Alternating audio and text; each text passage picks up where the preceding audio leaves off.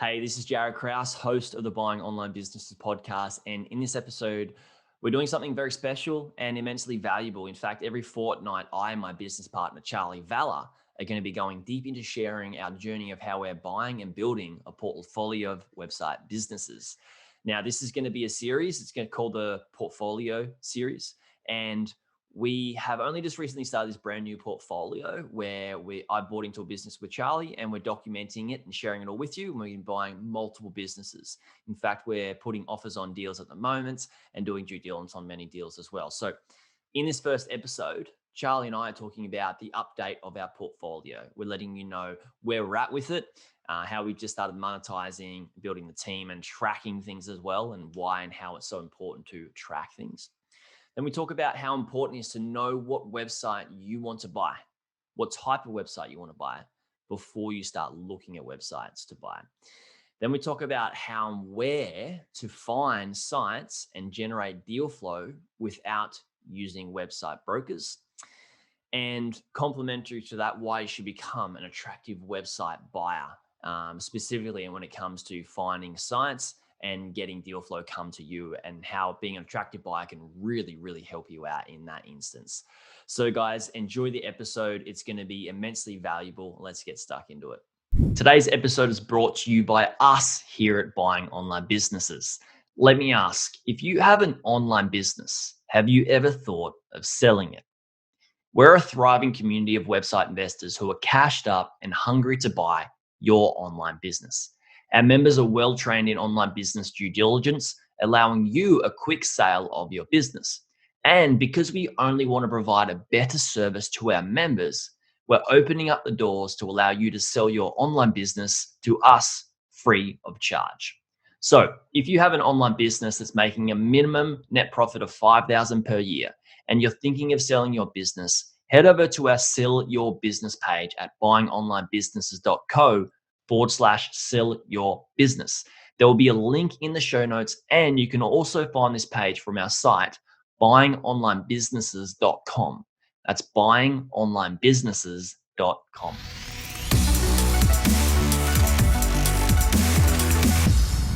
All right, hey everyone, and welcome back to another episode of the Portfolio Series. Charley, thanks for jumping on. Episode number 2. How exciting. I will say this, and I'll preface this at the start of the episode.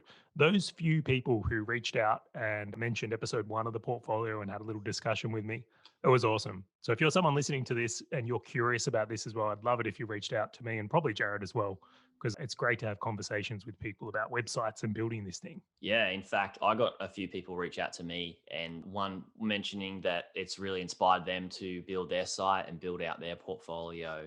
And then other people looking to sell sites, which is great. So if you're looking to sell sites, reach out to us. If we're not going to buy these sites, that's okay. I've got a whole group of hungry buyers in the community that want to buy sites, and I'm not charging any fees to do so, to sell your sites into the community. So yeah, reach out and we can go from there. But Charlie, let's give everybody a bit of an update on where we're at with our current portfolio. Awesome. So I'm going to date stamp these, I've decided. So every time we record, I'm going to mention the date we're going to record in the episode, just so we've got something to kind of work off for future episodes as well. I think it's worth it. So today is November 2nd at the time of recording this. So we've just gone through the month of October. And I suppose the big update we've made is that on our first site in the portfolio, we turned on monetization. So we hooked up a Zoic to the first site, and very, very excited to see the first money made on that site. So to recap quickly for people that weren't aware, or go back and listen to that first episode, we do have our first site in this portfolio, a nice site in the parenting niche, doing about 10,000 hits a month, roughly, had no monetization on it. And then the first thing we've done is turn on a Zoic, and that's proven to be a really good winner. So that's one side of it. Second side of it, which I'll lean into from here, is that we've added more people to the team. So in the wake of understanding how much content we're going to be making, we decided to ramp up who we've got on the team and really take it, or kick it up a gear, I should say. And what's been really good to see on that front is that it's had an impact. It really has had an impact. I was doing some review of the analytics. I really like to see, like, when, I suppose, if you imagine you're looking at a chart, I really like to see when the trajectory changes and you can get note if the things you're doing, making improvements or hurting what you're doing. And for me, like, we've been doing a lot of content in October, like a lot of content. and you kind of don't see anything at the start. You're like, oh, I hope we're doing the Mm, right things. mm. Hope something's going to happen, Jared. This is I'm so glad that you said that, because there's a couple of things in there which we need to get to in another episode. Yes, guys, we're going to talk about team, who's involved, what their roles are, and all that sort of stuff. There's only so much we can cover, and we don't want to be in your ear for hours and hours and hours. We're not Joe Rogan here. So the thing that I want to mention is, like you said, you're noticing a difference. When I first joined into this business with you, I was like, all right, how are we tracking things? And which you were doing at a micro, a macro level. But then I decided, like I teach everybody in the community to ensure they have a bit of a dashboard. And we just got a few things. It's a very simple, like it's an Excel sheet at the moment for everybody listening, because it's a small business. And we're just tracking a few numbers in that, which everybody should know. If you don't have a dashboard, make sure you do so, because that's what you're getting, right, Charlie, with the team, is the feedback. Like doing this work, you're putting down the feedback. It's like taking a journal for your business, getting the feedback and going, all right, this is what's working and this is what's not working. So I'm glad that you mentioned that. Do you know what's really interesting though? Is I love that when you create a dashboard, suddenly it's like this gamification thing comes in play where it's Mm, like everyone on the team, us included, is now trying to win the dashboard. yeah. And it's like if you think about it, if we win that, like the business wins. So it's been a really nice addition and feature. Quite excited to have. And I really think this is probably one of the first things we'll do on every site that comes into the portfolio is have that dashboard be more relevant. Yeah, certainly. Another thing you mentioned is Zoic. We put ads on the site. A cool thing about Zoic is I was just chatting to them via email, and they basically set up all the ads for us, Charlie. So basically, what happened is they just put their ad placements on, and there was a few things that I took off. Like there was an ad that was in the top navigation bar, and I was like, "Whoa, it's going to cause some serious bounce rate to jump." Do you So know what? That's a really important point, though, to share or in a bit deeper here. Because for people that haven't put ads on a site, it's like if you are going to work with a company like a Zoic, once ads are on, you really do need to make sure you're aware when they're getting turned on so you can QA your site. Because, like in our experience, like we actually had an ad in the menu and yeah. it made the site dysfunctional, which I know Google would have hated. Mm. So it was nice that we caught that early. Yeah, it can actually cause you to get shut down because if there's invalid clicks on that. And how could it not be an invalid click when somebody's trying to click on an item in the navigation menu, but there's an ad behind it and you don't know if you're clicking the ad or the menu item? It's a tricky one. But if you're interested in Zoic, I've done a whole bunch of content about Zoic. There'll be a link in the show notes. We won't harp on about that here. Should we talk about us hunting sites, Charlie, and Yeah, doing so due that's through diligence? the update section. And we picked out a couple of topics here, which I think is great to talk in a bit more deeply. So, for the start of every episode, we will do an update. But two things I think really important to talk about on this episode, Jared, and I think you have a lot more to share on this than I. But we'll start with the first one, and that is defining what is the right site for you and the type of site you want to buy. Yeah. So it's such a good question. In fact, this is the very first step. This is something that I teach in the course, in the Buying Online Businesses course. People who join the communities, I teach them how to set their goals. And I also teach them how to set their guidelines. And the reason this is so important is because if you go out and you're just trying to look for all businesses, you're going to spend so much time looking at businesses that's just a waste of your energy, when you could be focusing on the thing that's right for you, that's going to help you fulfill the lifestyle goal and the financial goal, and also the work goals, like the work lifestyle balance goals as well, like not having to do too much work that you don't actually enjoy, which is quite important. So Well, a we few kind of sites have hit our desk, so to speak, that we've looked at, and they're great businesses. Like they really are, but mm, they're not suited to either of us at all.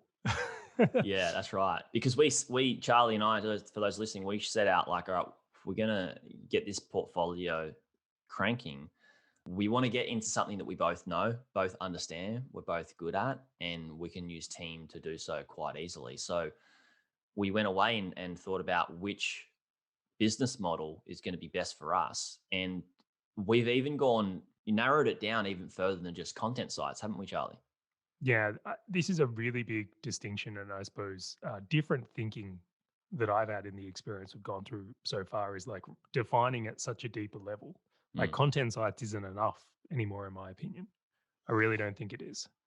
Yeah, because Content site could mean it could be a news site, it could be a blog site, and then it could be a certain review site, or it could just be a site that's producing a whole bunch of content about random different things, and then you've also got the complexity of how they're monetized. There's so many different ways a content site can be monetized through ads, through affiliates, which are the two major ones that most people know, but also sponsored posts. And then also you can start to, sell your own e-products from that as well. As the rabbit hole can go down further and further. But yeah, we decided to knuckle down and just go down to one particular type of business in the like one particular type of content site. Do you want to add to that, Charlie? I do. I really do. I was just waiting for my moment to jump in. Mm, So I think the big distinction for me this time around, because I have endeavored in this in the past, is I previously had bought sites or been involved in sites that the opportunity for them overall was great. Like I looked at it and I treated the business of like, well, is it in trend? Is it popular? Is there a future here? Is it evergreen? Which are all really good questions. But I mm, feel like I skipped a question that has become evident this time is like, what can my team crush it at? Like, what is going to be the right type of business where my team is going to dominate rather than picking a site that just me as an individual would dominate? mm. So, being this experience, there's both of us here, and then we've got a wonderful team behind us who undoubtedly will listen to this episode. Hello, April and Jade. But picking things that they can really win at and contribute on to succeed has been the big shift. So, I almost feel like there's a new filter for me this time around going, okay, well, I'm going to act from that intention first because if I don't and I make their lives hard, ultimately, I don't think we can win. Yeah, I love it. I also think of it from moving forwards as well. Like you've got to know what what steps to take, and moving forwards in the long term, it's really like what I'm all about is having a less stressful business, having a less stressful life, and need to make less decisions. And by knowing what you are focusing on, what type of business you're focusing on, then you have less decisions on like what opportunity should I do to grow this business. It's like you know what resources to purchase for the team, right? Which we've done, Charlie. We know what strategies to use, and it's not 50 different strategies. There's not even 10 different strategies, right? We know what we need to do, and it just cuts out so much decision making, and it makes us better and at focusing on that one thing that we need to do, or getting the team to focus on that one thing, rather than like, right, I'm going to buy a content business that has affiliate and ads. And should I focus on hiring writers for affiliates and then ads, or get them to both write the same? And, how much affiliate articles or money pages should I have versus just content pages with ads? And how do I structure the site? How do I set out the navigation? Like all of these things that people probably aren't even considering. So, just a side question here, although an important one, because it's a really interesting idea. And you've got better eyes on this than me. I have a much smaller pool of people I know that have bought sites or working on sites compared to yourself.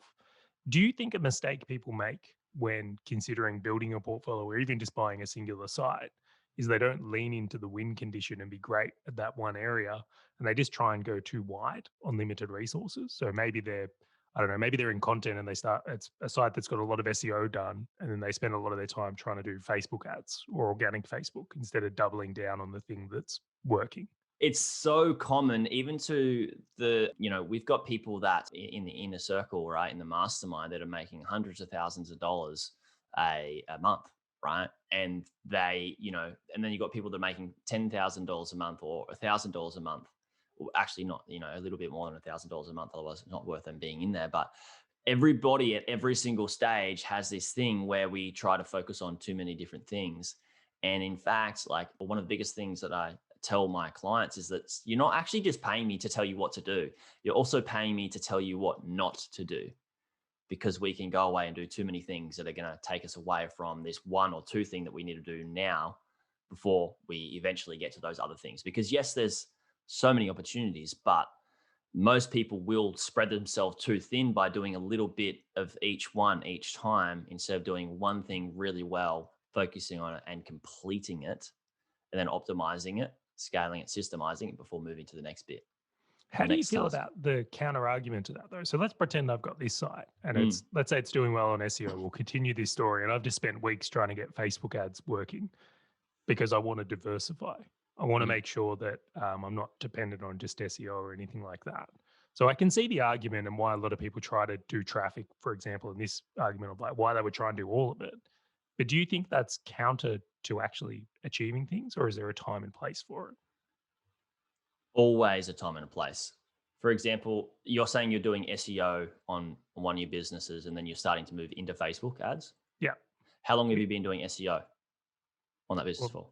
well, this is a hypothetical business, so Okay. who Oh, knows? hypothetical. So, well, I would say if you've been doing SEO on that business for, say, longer than 6 months and you're quite comfortable with what you know and you, and you're happy with that, with where it's at, then I would say, all right, you can start to free up some time or systemize that SEO to, either have somebody do the task for you or you've gotten better at it and you've just focusing on the 80/20 of it, and then you can start to slowly put some time into this other thing to test it out, and then you can test one against the other, and then when you get to that test you can see that over a time period, don't know what that might be because ads versus SEO is very different, but over a time period, what's better for your actual input, for your energy, and what should you be focusing on then? That's what I'd be looking at. But yes, it's a time and place. I wouldn't be, if you're stressed about SEO and you're going to go put something else on your plate, then the clear answer is don't do it.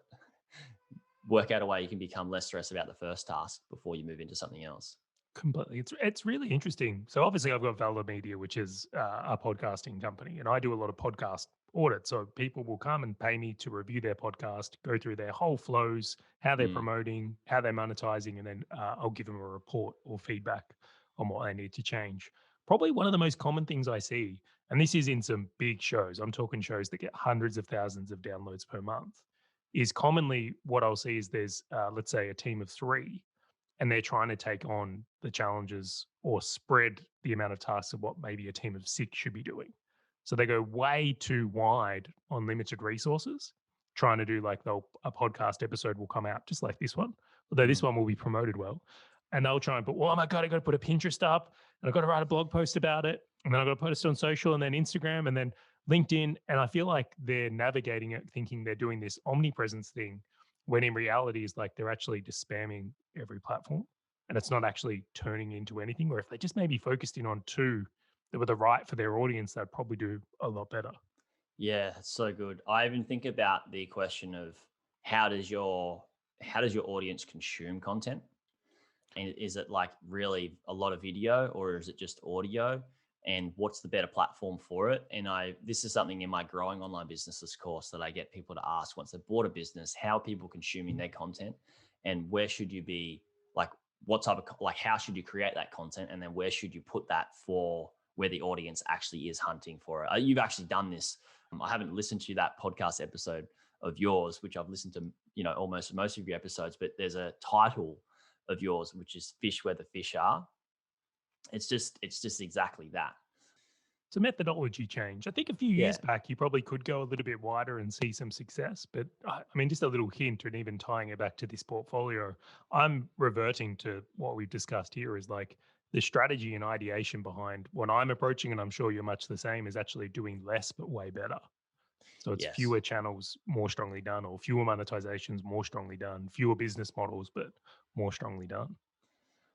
It's been not just a game changer for me in business, but it's been a life changer for me in my life because I was that entrepreneur, like 7,000 things. People are like, dude, you need to slow down. You need to do something else. And yeah, you do need to slow down before you speed up. And to do so, it comes back to hyper focus and knowing what you should be focusing on. And that comes back to tying into what we're talking about, like knowing what type of website business you should buy and really have a good hard think about that and get very, very specific on it.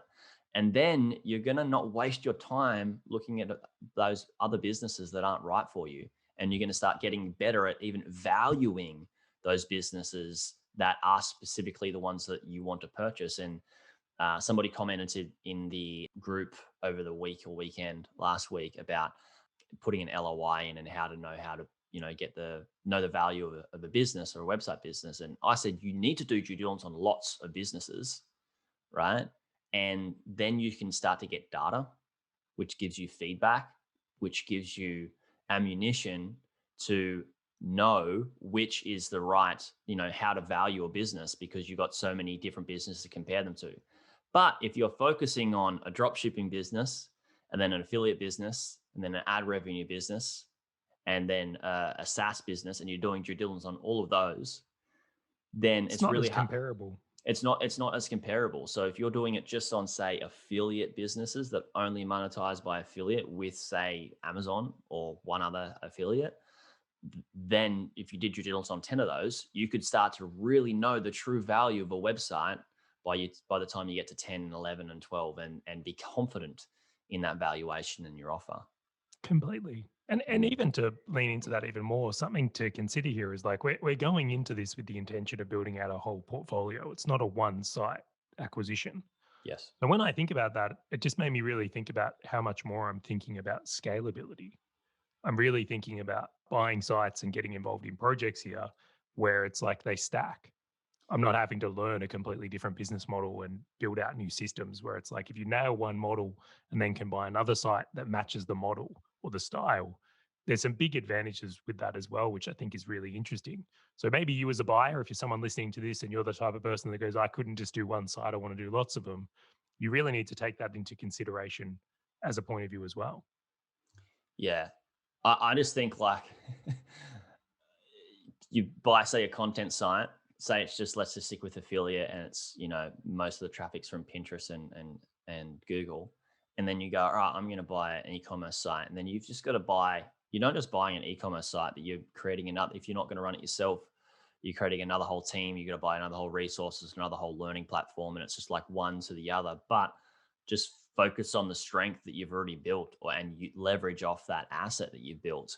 And it doesn't need to be the team that's at your asset, but you could be the asset and having the knowledge in that specific business model, rather than having to go and learn another business model, learn another one. Do you know what it makes me think of? What? Have you seen The Last Dance, the Michael Jordan documentary? Yeah, yeah, yeah. Is it? So, Yeah, yeah, yeah. And so on it's like where Netflix. he's playing basketball, right? And then he goes and plays baseball for a bit. And like it's Michael Jordan, right? Superstar athlete. Hmm. But it's like as soon as you throw him into a different sport, or in this case, different business model, it's like he's not King Kong. Like he's And not the good. yeah, he's not King Kong, and he had the work ethic for baseball, and he had the better mindset than probably everybody in baseball. Isn't it crazy? But that's what's so fascinating here, right? Because the ideation around if you buy a site. So let's say you bought a content site and you go, oh, I'm going to buy an e-commerce site to stack into that. It might not actually be a good idea to a company. Mm. So model and scalability is certainly becoming more and more of what I'm thinking about anyway. But I want to get into the next part of this episode, Jared. But so important to first identify the right type of sites.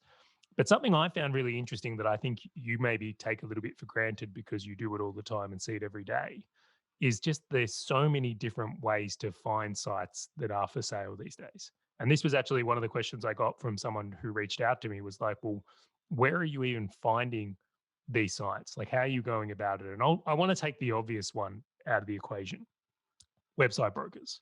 So there are Empire Flippers, Flipper, FE International, Motion Invest. Like there's quite a few out there now. And like, in all honesty, a lot of them are really good.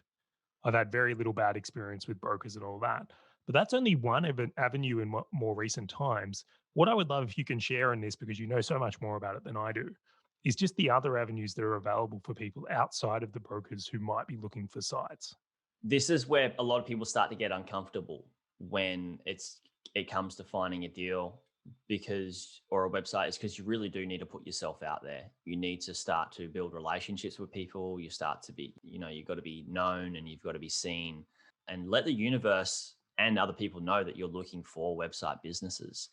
For example, there's Facebook groups that you can post in that you're looking for website businesses.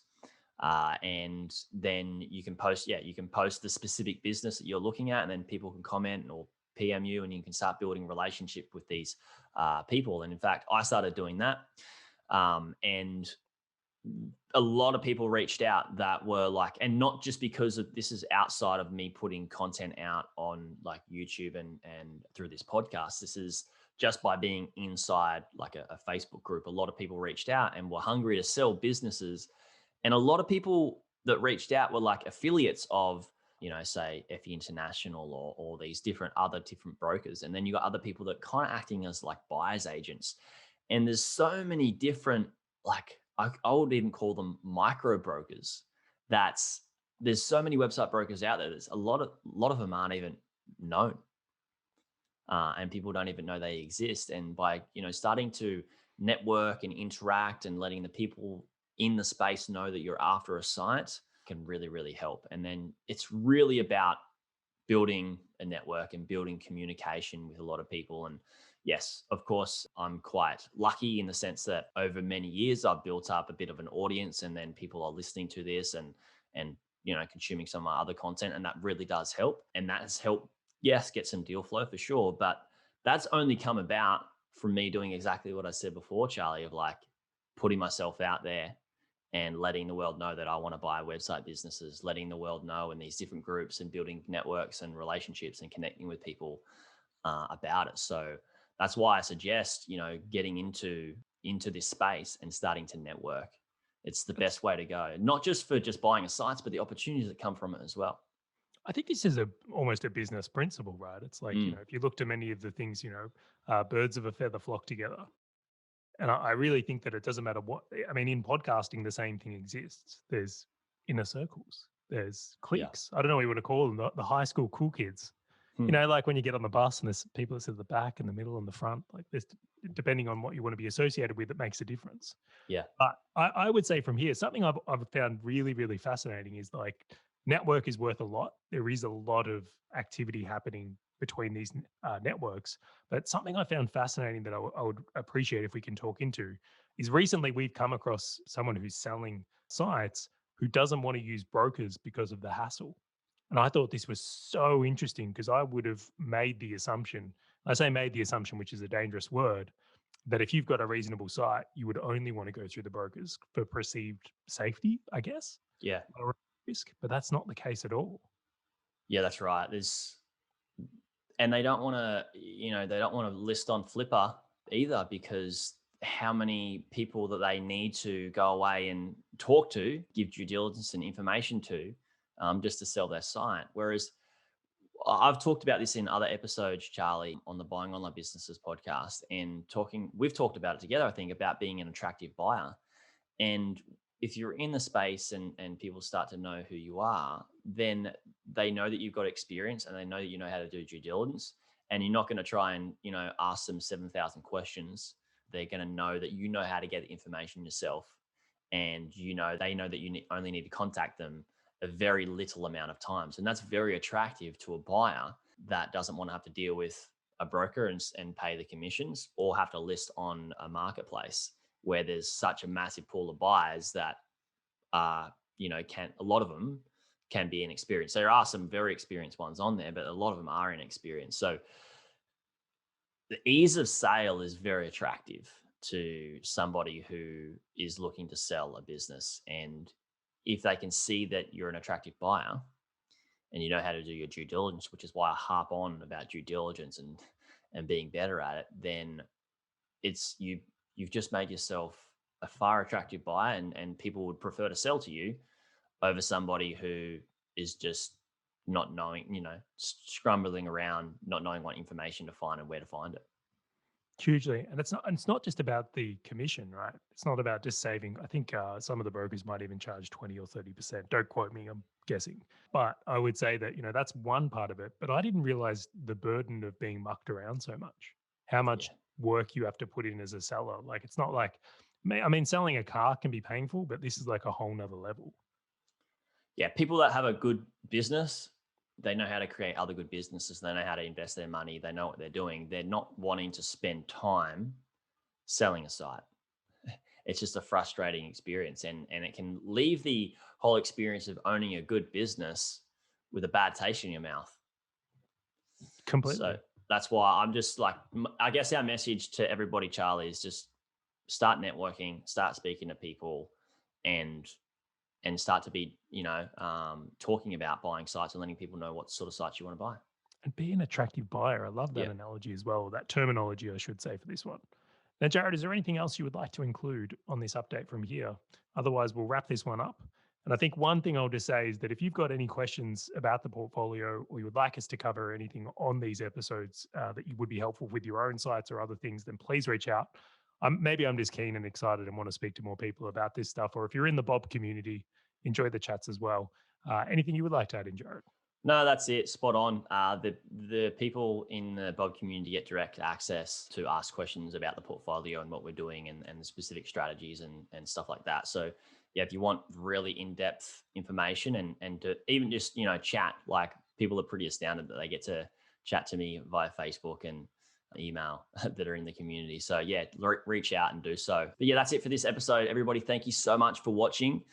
Before we go, I want you to think of 2 to 3 people who may get value from this episode, who are looking to buy a website business, who are looking to build a portfolio of sites, who are looking to even start migrating to making some money online and slowly replacing their income and getting it out of the rat race or the corporate world that they're in. Please do them a massive favor and share this podcast episode with those 2 to 3 people. They will be so grateful for it, and so will I. So that's it, guys. Thanks for listening, and I'll speak to you on the next one.